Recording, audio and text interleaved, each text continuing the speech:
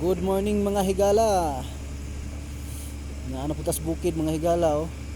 Kalot na po itong bakho. Ang iyang gibuhat mga higala. Nag-cut down siya. So kasamtangan ng operator na to karon. Kay sa pagkakaroon manggod nagkuyog man ni Bro Richard. So siya sa akong gipa-operate. So pohon kanina po na ito ang mahimong operator sa bakho.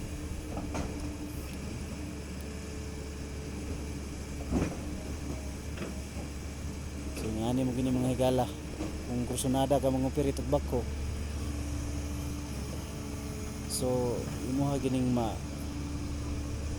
mamauhan no.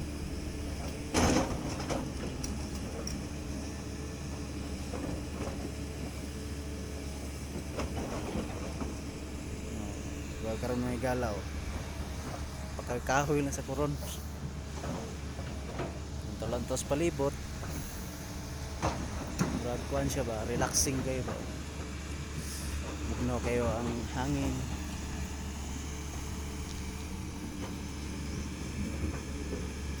So binta gyud mga higala na makapuli sa tong mga unit ko kaso or kapuyon bata o laayon. Pero sa ko ang kabahin mga higala wala akong pagbilaay o kapoy.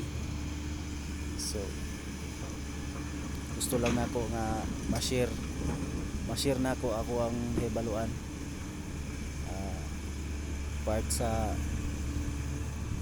pag-excavation, piloting o cut down. So samtangan karon sa Bro Richard, dili lang ni siya yung nagtuon kundi master na gini siya. Dili ko mo to og nagtuon ni master na gini siya.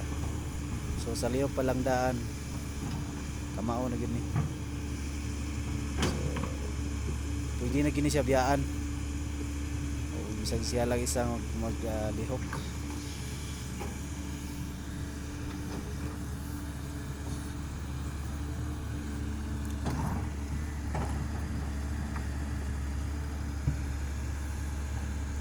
Ito nga part mga higala oh. So layo ng bahin na doon na pa yung mga kahoy, mga fine tree, lawaan. So mga higala mga pila na siguro ni katuig nagyad kini og mga laging. So at least ang mga new generation ng mga kahoy nunubo sila no? Nagpasabot nga kani nga bukid wala kayo gibiyaan sa ako ang mga nagbantay sa ato ang kalasangan. So kini magud mga higala o madamage ng guning ato ang kabukiran. Like for example kanang magkaingin bitaw ta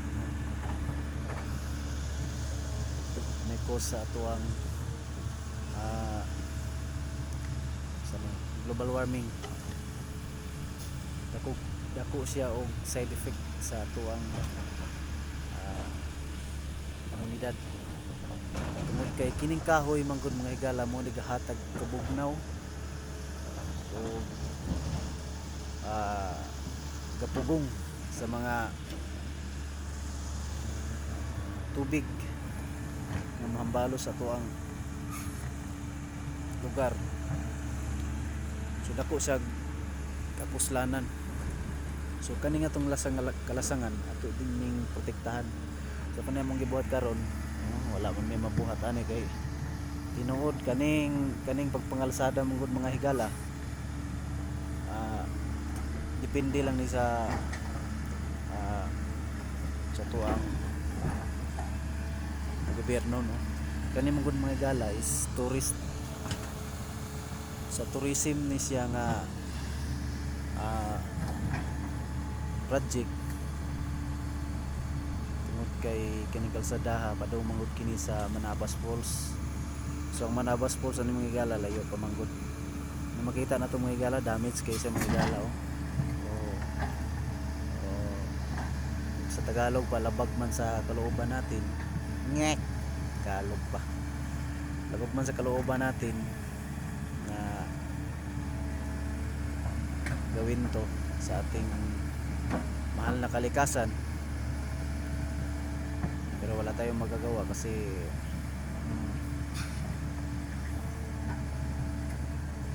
ano lang tayo, trabaho lang.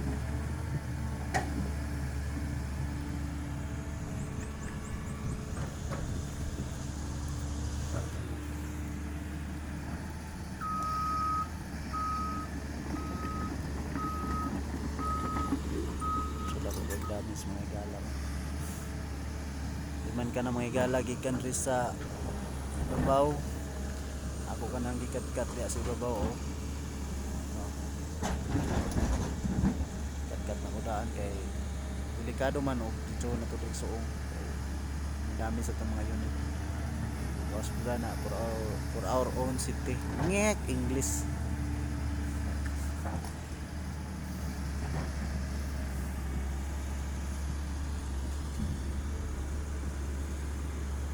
So regarding ani nga trabaho mga higala, so dili gyud siya di lang siya basta-basta. So, sa kuan pa ni siya buwis buhay, kung mag-opening ta buwis buhay ato ang trabaho kay anytime kung mga higala kulap sa yuta makabangga tag obstruct ng mga yuta, no? So na doon ay tendency nga may madamage nya sa pagkudana ulang tag pagsalig sa to ang nahibaluan. So dili lang ta magpaalang-alang, no? Okay, usa man guna siya na tuwang trabaho man gud na butang ka sa kadaot kani mga higala, kani nga trabaho nato ra sa mga higala, ano, nahinay lang ko tungod kay inadlaw man kita.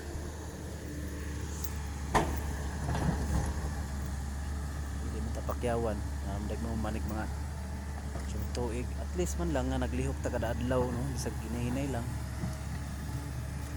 wala man taga kukod. Ato lang importante nato diri hinahinay unya layo pud sa disgrasya. So ang pagpangupirit magud mga higala delikado kini, no? Okay, namugutas kabukiran usahay ako lang isa diri manangani na ron ginakoy kauban ako lang isa diri sumingaw kayo. So maningkamot ko nga bisag ako lang diri before ko mag-start magampo jud ko kanunay sampit jud ko sa kahitasan nga unta mahilayo ko sa mga disgrasya o panalinginan niya ang ako ang trabaho, tungod kay diri na ko gikuha tanan ang ako ang panginabuhi. Dili lang kay amping lang ta sa atong unit, kundi maniguro po ta nga kita dili ta maalanganin sa atong trabaho.